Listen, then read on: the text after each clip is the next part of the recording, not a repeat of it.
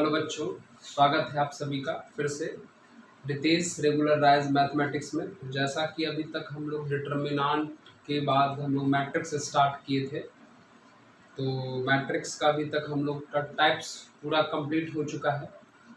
आज हम लोग मैट्रिक्स में ही कुछ मैट्रिक्स से रिलेटेड अलजेब्रा पढ़ेंगे, जैसे कि हम लोग पढ़ेंगे addition of matrix, subtraction of matrix, multiplication of matrix by an scalar. ये सब कैसे करते हैं, इसके क्वेश्चन को कैसे सॉल्व करते हैं, आज हम लोग यही सॉल्व करेंगे। तो चलिए स्टार्ट करते हैं। बहुत ही खूबसूरत सा, बहुत ही आसान सा टॉपिक है, मज़ा आने वाला है। तो चलिए स्टार्ट करिए आज का अपना नया सा टॉपिक। खूबसूरत सा टॉपिक क्या है हमारा हम लोग का, देखिए हम लोग के टॉपिक का नाम है, सबसे पहले हम डालेंगे एडिशन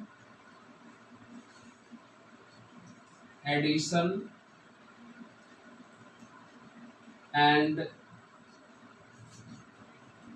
subtraction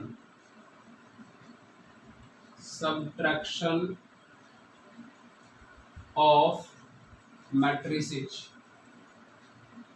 ठीक है, हम लोग का आज का टॉपिक यही है कि मैट्रिक्स का एडिशन कैसे होता है और मैट्रिक्स का सब्ट्रैक्शन कैसे होता है। आज हम लोग को यही सीखना है। ठीक है, चलिए स्टार्ट करते। बहुत आसान सा टॉपिक है। ठीक है, जैसे मान लीजिए कि एक मैट्रिक्स ए है और एक मैट्रिक्स बी है। आप इन दोनों को ऐड करना चाहते हो या आप इन दोनों को सब्ट्रैक्ट करना चाहते हो, कोई बात नहीं, आप दोनों को चीज़ कर सकते हैं। अगर आप चाहते हैं ऐड करना तो ऐड भी कर सकते हैं, इन दोनों को चाहते हैं सब्ट्रैक्ट करना तो सब्ट्रैक्ट भी कर सकते हैं। लेकिन एक बात का ख्याल रखना है आपको कि ये दोनों मैट्रिक्स आपस में ऐड तब होगा या ये दोनों मैट्रिक्स सब्ट्रैक्ट तब होगा जब अगर इस मैट्रिक्स का ऑर्डर मान लो 2/3 का है तो इसका भी ऑर्डर 2/3 का ही होना चाहिए। मतलब दोनों मैट्रिक्स का ऑर्डर बिल्कुल सेम। जब तक दो मैट्रिक्स का ऑर्डर सेम नहीं होगा, आप उन दोनों मैट्रिक्स को ऐड नहीं कर सकते हो, उन दोनों मैट्रिक्स को आप सब्ट्रैक्ट भी नहीं कर सकते हो। क्लियर है? जैसे कि मान लीजिए अगर इस मैट्रिक्स का ऑर्डर अगर मान लो 4/5 होता तो इस मैट्रिक्स का भी ऑर्डर 4/5 होना चाहिए, तब जाके ये दोनों मैट्रिक्स ऐड हो सकता है या सब्ट्रैक्ट हो सकता है। अगर इस मैट्रिक्स का ऑर्डर P क्रॉस Q का है तो इस मैट्रिक्स का भी ऑर्डर P क्रॉस Q का होना चाहिए, तब जाके कि ये दोनों मैट्रिक्स ऐड होगा। तो आप लोग सीख गए कि दो मैट्रिक्स को ऐड करने के लिए या दो मैट्रिक्स को सब्ट्रैक्ट करने के लिए पहला कंडीशन क्या है। हमारा कंडीशन है कि दोनों का ऑर्डर सेम होना चाहिए। मतलब जिस ऑर्डर में यह मैट्रिक्स है उसी ऑर्डर में ये वाला मैट्रिक्स भी होना चाहिए। ठीक है, तो चलिए हम देखते हैं अगला। इस पे एग्जाम्पल कैसे करते हैं। जैसे मान लीजिए एग्जाम्पल समझिए। जैसे मान लीजिए हमने एक मैट्रिक्स रखा 1 4 5 -1 6 7। ठीक है, प्लस एक मैट्रिक्स रखा दूसरा 7 8 9 0 -6 2। ठीक है, और हम बोले कि इन दोनों को ऐड करो। तो ऐड करने से पहले दोनों का ऑर्डर चेक करिए। जैसे अगर इस मैट्रिक्स के अगर ऑर्डर की बात करें तो इनके पास 3 रो है और 2 कॉलम है, मतलब 3/2 ऑर्डर का है, और इसका ऑर्डर जो है 3/2 का। ये भी आप लोग को ऑर्डर कैसे पता होना चाहिए। पहले हम लोग रो देखते हैं, तो 1 2 3 रो है और 1 2 कॉलम है। तो इन दोनों मैट्रिक्स का ऑर्डर 3x2 3x2, दोनों मैट्रिक्स का ऑर्डर क्या है, सेम है। तो जब दो मैट्रिक्स का अगर ऑर्डर सेम हो तो आप इन दोनों को ऐड कर सकते हो। लेकिन कैसे ऐड करिएगा, तो सामने सामने देखिए कैसे ऐड करिएगा। देखिए बहुत आसान है। देखिए यहाँ 1 के सामने में कौन है, 7, तो 1 + 7 हो जाएगा 8, 4 के सामने में 0, तो 4 प्लस 0 कितना हो जाएगा 4। उसी प्रकार 5 के सामने में 8 ऐड करेंगे तो 13, -1 के सामने में -6 ऐड करेंगे तो -7, 6 के सामने में 9 ऐड करेंगे तो 15, और 7 के सामने 2 ऐड करेंगे तो 9। तो हमारा ये आंसर हो गया। यानी हम आराम से इन दोनों मैट्रिक्स को ऐड किया। कैसे ऐड किया आपको पता है, सामने वाले इसके सामने ये है तो ऐड किए, इसको इससे ऐड किए, इनको इनसे ऐड किया, मतलब सामने सामने, मतलब जो जहाँ उसको उसी से ऐड करना है। इनके सामने में 7 पड़ा तो 8 हो गया, 4 के सामने में 0 तो 4 हो गया, 5 के सामने में 8 तो 13 हो गया, -1 के सामने -6 तो -7 हो गया, 6 के सामने में 9 तो 15 हो गया, 7 के सामने 2 तो 9 हो गया। ठीक है, इस तरीके से आप ऐड कर सकते हैं। ठीक है, चलिए इसको थोड़ा नोट करिए, तो अगला एग्जाम्पल देते हैं हम आपको। नोट करिए, नोट कर लीजिए।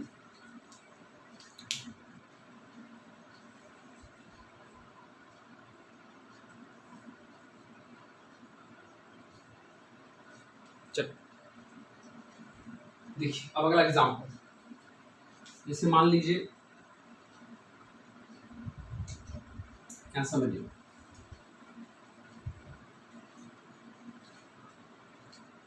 अगला एग्जाम्पल क्या, देखिए जैसे मान लिया जाए कि एक मैट्रिक्स 6 7 8 -1 6 2, ठीक है, और -9 0 का है, और एक मैट्रिक्स यहाँ है 1 4 5 -1 0 2 3 1। ठीक है, अब हमको कहा गया इन दोनों मैट्रिक्स को क्या करो, सबट्रैक्ट करो, मतलब घटाओ। तो सबट्रैक्ट करना भी आसान है, लेकिन सबट्रैक्ट करने से पहले इन दोनों का आप ऑर्डर चेक कर लीजिए। ऑर्डर मतलब कितने रो कितने कॉलम थे, कितना है इसका ऑर्डर बताइए। तो इसका अगर ऑर्डर आप देखेंगे तो इसके पास 1 2 3 4 रो है, और कितने कॉलम है, 1 2 कॉलम है। इनका देखिए 1 2 3 4 रो है, कितने कॉलम है, 1 2 कॉलम है। यानी इस मैट्रिक्स का भी ऑर्डर 4/2 है, इस मैट्रिक्स का भी ऑर्डर 4/2 है। यानी ये दोनों मैट्रिक्स आपस में सबट्रैक्ट हो सकता है। तो करिए, जैसे सामने सामने आप ऐड किए थे वैसे सामने सामने माइनस कर दीजिए। 6 के सामने 1 तो माइनस करेंगे तो 5 आएगा, -1 के सामने 0 माइनस करेंगे तो -1 ही आएगा, 7 के सामने 4 तो 3 आ जाएगा, 6 के सामने 2 तो 4 आ जाएगा, 8 के सामने 5 3 आ जाएगा, -2 के सामने में 3 माइनस करेंगे तो 2 में से 3 को माइनस करेंगे तो आ जाएगा माइनस में 5 आ जाएगा। ठीक है, 9 के सामने -1 है तो 9 में से अगर -1 सर कितना आ जाएगा, ये -8 हो जाएगा। 9 में से अगर -1 को माइनस करें कितना आ जाएगा, -8 हो जाएगा, और 0 में से 1 माइनस कितना आ जाएगा, यहाँ पर -1 हो जाएगा। देखिए कितना आसान है। तो हमने दो मैट्रिक्स को ऐड भी कर लिया पीछे, और दो मैट्रिक्स को यहाँ पर सबट्रैक्ट भी कर लिया। तो मैट्रिक्स का यही था, एडिशन और सबट्रैक्शन। ठीक है, चलिए इसको नोट करिए, हम आगे आपको समझाते हैं। ठीक है, नोट करिए।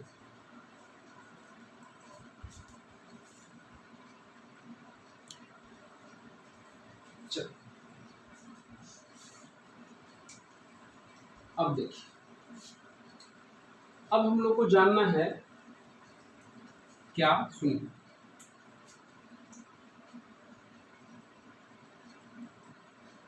मल्टीप्लिकेशन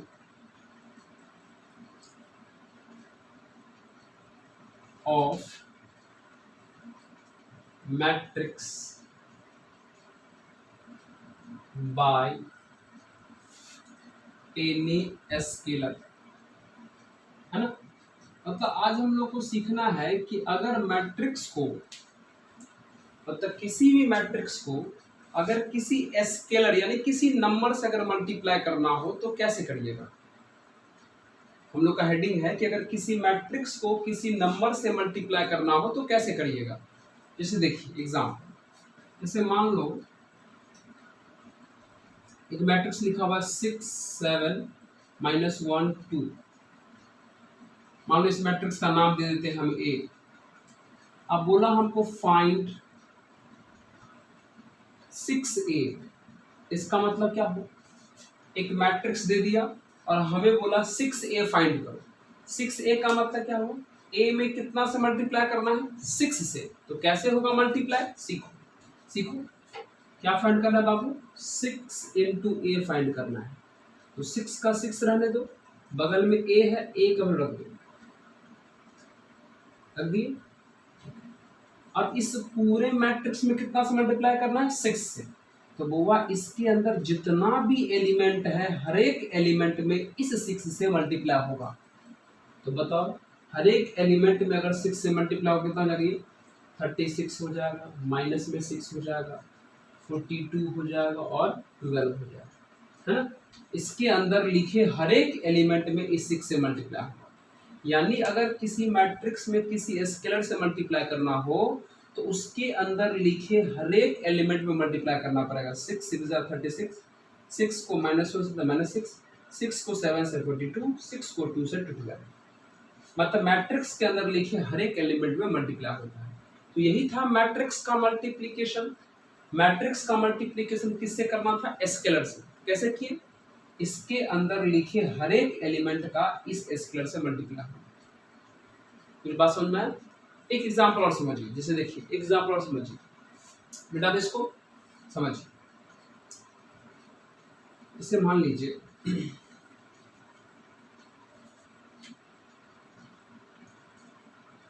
कोई मैट्रिक्स आपको दे दिया, matrix B is equal to दिया -1 0 2 3 4 -6 ये दिया। अब बोला फाइंड b/4। क्या बोला फाइंड करने के लिए, b/4। क्या निकालने के लिए बोला, b/4। इसका मतलब क्या होगा, b/4 का मतलब क्या होगा, सुनो ध्यान से।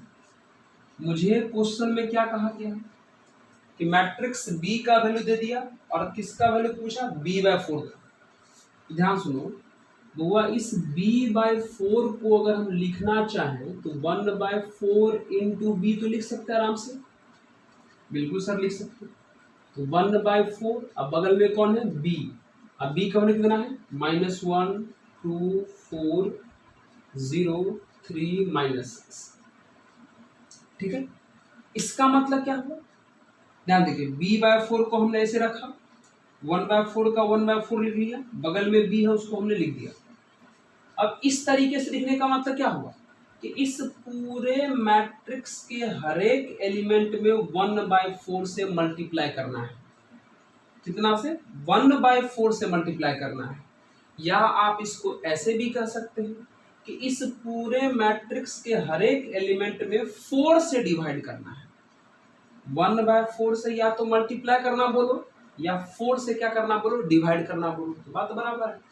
अगर 4 से डिवाइड भी करना है तो इसके अंदर लिखे हर एक एलिमेंट में 4 से डिवाइड होगा। तो करिए, 4 से डिवाइड करेंगे तो -1 में तो हो जाएगा -1/4, इसमें डिवाइड करेंगे तो हो जाएगा 1/2, इसमें करेंगे तो 1। 4 से डिवाइड कर रहे हैं, ये हो जाएगा 0, ये हो जाएगा 3/4, और अगर इसमें 4 से डिवाइड करें तो ये हो जाएगा हमारा -3/2। बात को समझ में आया। 1/4 का मतलब 1/4 से इसमें मल्टीप्लाई करो या 4 से इसमें क्या करो, डिवाइड करो।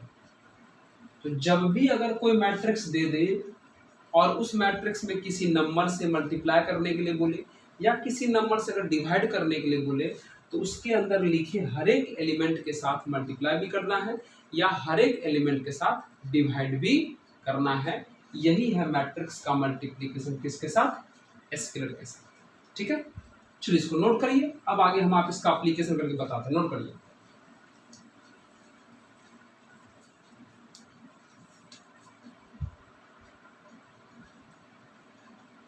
चलो अब देखिए,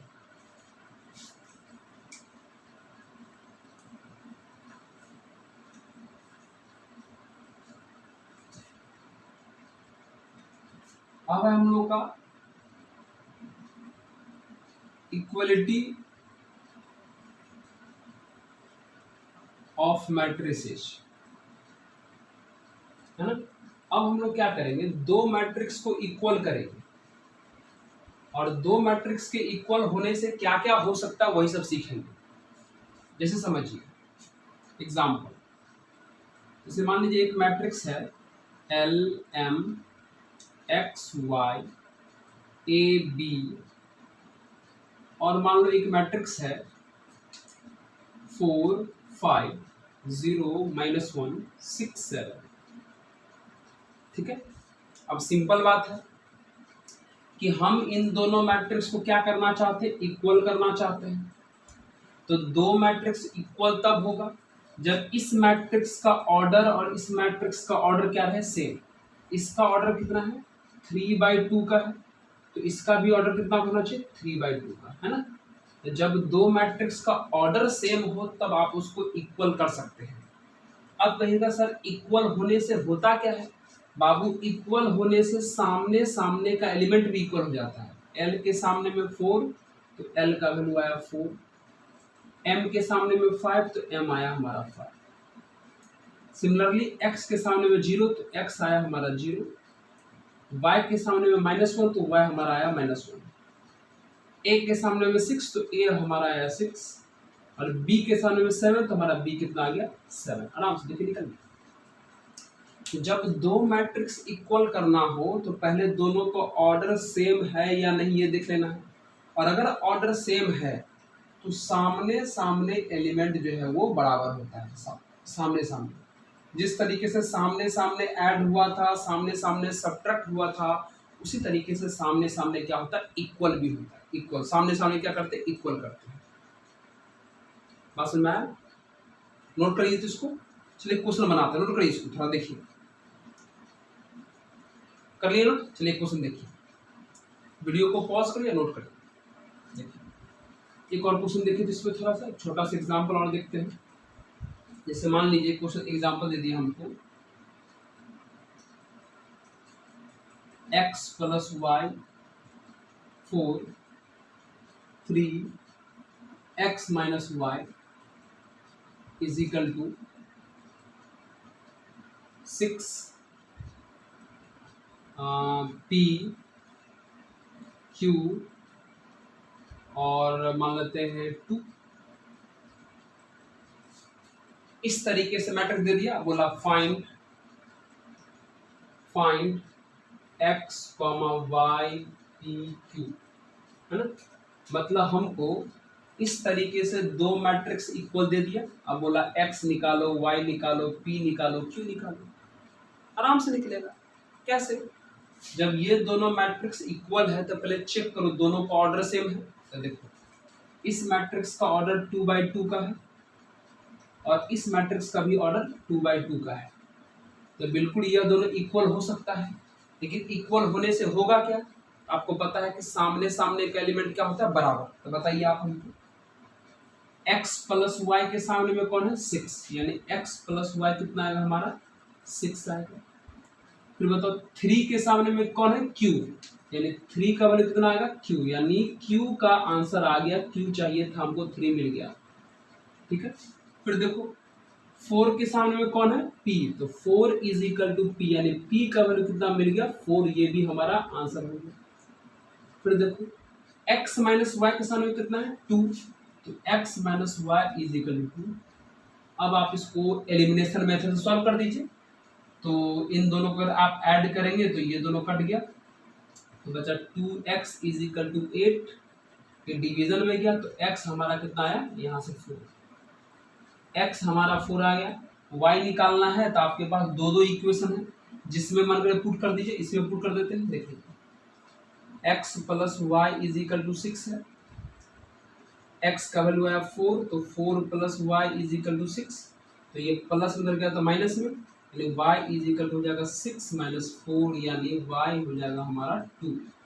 देखिए निकल गया, x निकल गया, y निकल गया, p निकल गया, q निकल गया, जो भी निकालना था। कैसे, सामने सामने खाली एलिमेंट को बराबर कर दीजिएगा, जो भी अननोन निकालना निकल जाए। क्लियर है, तो यही है हमारा इक्वलिटी ऑफ मैट्रिक्स। थोड़ा इसको नोट करिए, थोड़ा दूसरे लेवल का क्वेश्चन करवाते हैं, नोट करिए इसको, करिए नोट।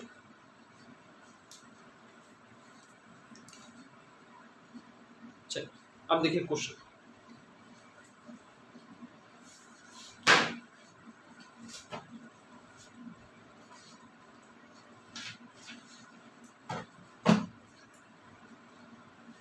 नोट कर लिए हैं? देखिए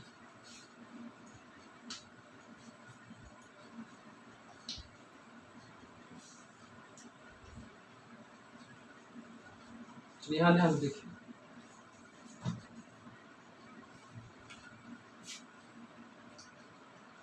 ये क्वेश्चन है 2x + 1 5x 0 y² + 1 is equal to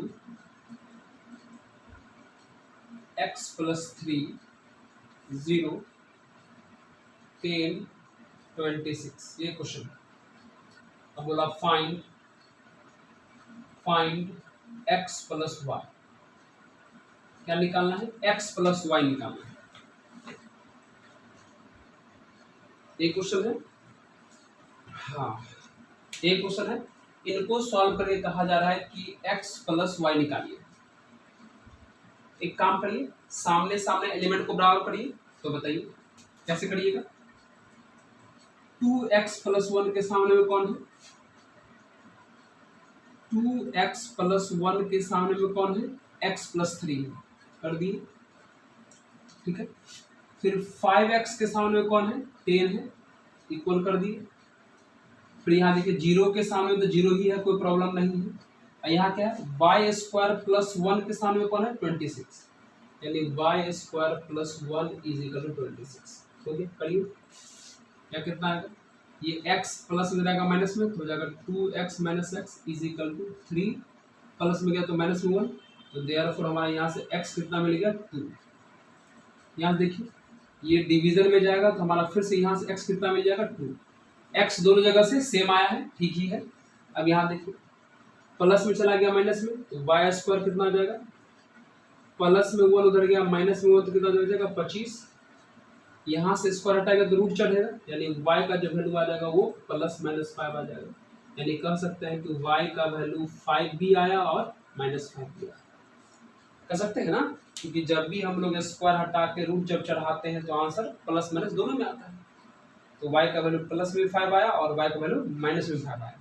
लेकिन बाबू निकालना क्या था हमको? x + y निकालना था। क्या निकालना था? x + y। चलिए बताइए, तो देयरफॉर x + y है ना, x का वैल्यू कितना आया है? 2, लेकिन y का दो वैल्यू है। अगर हम पहली बार 5 रखें तो 7 हो जाएगा, दूसरी बार x + y, x का तो एक ही वैल्यू है 2, लेकिन y का वैल्यू कितना है? -5। अगर यहाँ y की जगह पर -5 रखें कितना हो जाएगा हमारा? ये -3 हो जाएगा, है ना। अरे नहीं समझे, हमको x + y निकालना था, तो x + y यहाँ से निकालना स्टार्ट कर दिए। x का वैल्यू 2 था, रख दिए। y का वैल्यू पहली बार हम 5 रखे तो 7 हो गया। फिर x + y निकाले, x का वैल्यू तो 2 है, रख दिए। और y का वैल्यू कितना है? -5 फिर से, तो कितना आ गया? -3, क्योंकि y का दो वैल्यू आया, तो x + y का भी दो वैल्यू आया हमारा। एक आया 7, एक आया -3 आंसर। समझे कैसे बनाए? चलिए इसको वो भी नोट करिए, एक क्वेश्चन और करवाते हैं, नोट करिए।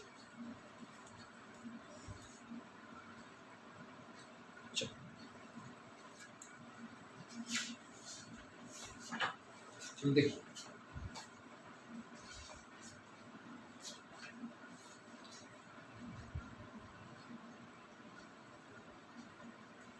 डालो इसको।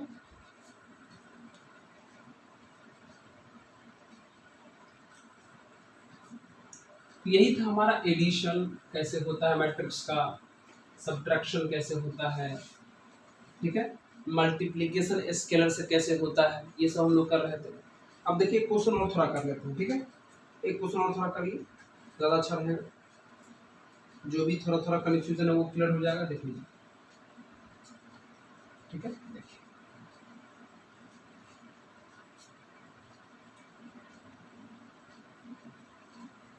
x - 2 18z 3 y + 2 2z 6z equal to y 6y ठीक है, जेड एक्स 6 2 वाई, ठीक है, ध्यान से देखिए इसको, है ना। क्वेश्चन मिला लीजिए एक बार। क्वेश्चन हमारा जो है x माइनस 2 और 18z है, 3y प्लस 2 है, ये 2 है यहाँ पर, 2z 6z है, करेक्ट है, y 6y z x और 6 2y, ठीक है, ये क्वेश्चन है। कहता है इसको सॉल्व करके फाइंड करिए, फाइंड x y z, है ना, ये फाइंड करना है। तो बनाइए, आप लोग ट्राई करिए, तो इसको ट्राई करिए, आप लोगों से बनेगा, बिल्कुल बनेगा, थोड़ा ट्राई करिए इसको अच्छे तरीके से ट्राई करिए, बनेगा, आसान क्वेश्चन है। कैसे, देखिए कैसे करेगा। चलो, हमको तो पता है कि सामने सामने इक्वल करना है, हमको ये अच्छे तरीके से पता है, लेकिन आप क्या करिए, इस तरीके से सामने सामने इक्वल करिए, यहाँ ढेर सारा अननोन है, इस तरीके से सामने सामने इक्वल करिए ताकि अननोन का वैल्यू जल्दी से निकल जाए, है ना, जितना जल्दी हो सके उतना जल्दी निकल जाए, उतना आसानी से निकल जाए, उसी को इक्वल करिए सामने सामने। हमको पता है कि सब सामने सामने इक्वल होगा, लेकिन हर एक जगह से निकालने मत जाइए, जो आसानी से दे दे वहीं से निकालिए। जैसे देखो, x minus 2 is equal to y, ठीक है, कर देते, दिखा दो क्या हो जाएगा, बताओ, x minus 2 is equal to y, यहाँ से तो कुछ नहीं मिला हमको क्योंकि x और y दो अननोन है, नहीं मिला यहाँ से। फिर 3 के सामने में कौन है, z, यानी 3 इज इक्वल टू जेड, यानी z का जो वैल्यू है 3 आ गया, ये हमारा आंसर हो गया, z निकल चुका। फिर देखिए यहाँ 2z के सामने में कौन है, 6, तो 2z इज इक्वल टू अगर 6 करे तो फिर से अगर ये 2 डिवीजन में जाएगा तो z यहाँ से कितना आ जाएगा, 3, z का वैल्यू 3 आ ही चुका था, ये भी हमारा काम हो गया, खत्म हो गया, z तो समझ मिल ही गया। फिर 18z को यहाँ 6y इक्वल कर सकते हैं आप, देखिए, है ना, ये इसके जगह पे कौन है, 6y, यानी 18z इज इक्वल टू हो जाएगा 6y। बाबू z का वैल्यू निकल गया, कितना निकला है, z का वैल्यू 3, अगर यहाँ z की जगह पर 3 रखोगे तो 18 इंटू 3 इज इक्वल टू हो जाएगा 6y, यानी कितना हो जाएगा, ये हो जाएगा 54 इज इक्वल टू 6y, और ये जब 6 डिवीजन में इधर आएगा तो हमारा y जो हो जाएगा यहाँ से 9, यानी y का वैल्यू हमको यहाँ से आसानी से मिल गया। और जब y मिल गया x भी आसानी से मिलेगा, कैसे, देखिए ये इक्वल हो चुका था, अब y plus 2 is equal to कितना होगा मेरी बात, x, y plus 2 is equal to x, y का वैल्यू कितना निकला, 9, रखिए 9 रखिएगा तो 9 plus 2 is equal to x, यानी हमारा यहाँ से x कितना आ गया, 11, सब निकल गया, देखिए x भी निकल गया, y भी निकल गया, z भी निकल गया, झट से आंसर हो गया। इस तरीके से आप क्वेश्चन को बना सकते हैं, ठीक है। तो यही था हमारा इक्वल, कि दो मैट्रिक्स इक्वल हो तो कैसे सॉल्व करना है, एडिशन कैसे करना है, सब्ट्रैक्शन कैसे करना है। तो यही है हमारा दो मैट्रिक्स का एडिशन, सब्ट्रैक्शन और दो मैट्रिक्स को इक्वल करके सॉल्व करना। अब जैसे है क्या है कि इस पर अभी बहुत टाइप का क्वेश्चन सब करना बाकी है, ठीक है। तो अब हम लोग क्या करेंगे, अगले वीडियो में सबसे पहले इस पर क्वेश्चंस कर लेंगे, एनसीईआरटी क्वेश्चंस कर लेंगे, मिसलेनियस क्वेश्चंस कर लेंगे, उसके बाद हम लोग फिर से नए टॉपिक पर आएंगे, ठीक है। तो सबसे पहले आप लोग इसको बढ़िया ढंग से पढ़िए, इसको सीख लीजिए, एडिशन, सब्ट्रैक्शन और इक्वल वाला क्वेश्चन कैसे बनाते हैं, ताकि अगला जो वीडियो बनाए, क्वेश्चन वाला जो वीडियो बनाए, वो आपको आसानी से और बहुत अच्छे ढंग से समझ में आ जाए, ठीक है। तो अगला वीडियो हम लोग सिर्फ और सिर्फ क्वेश्चंस का बनाएंगे, ताकि सारा थोड़ा छोटा छोटा डॉट जो हम लोग का क्लियर हो जाएगा, ठीक है। तब तक देखते रहिए रितेश रेगुलर राइस मैथमेटिक्स, आप लोगों के लिए हमेशा तैयार है, हमेशा तैयार रहेगा, ठीक है। तो अगर आपको वीडियो अच्छा लगता हो तो लाइक करें, शेयर करें, और ज़्यादा ज़्यादा लोग जो है मिलकर आप इसको सब्सक्राइब करिए, ठीक है। तो चलिए आज भर के लिए इतना ही, धन्यवाद। करेक्ट है, ओके।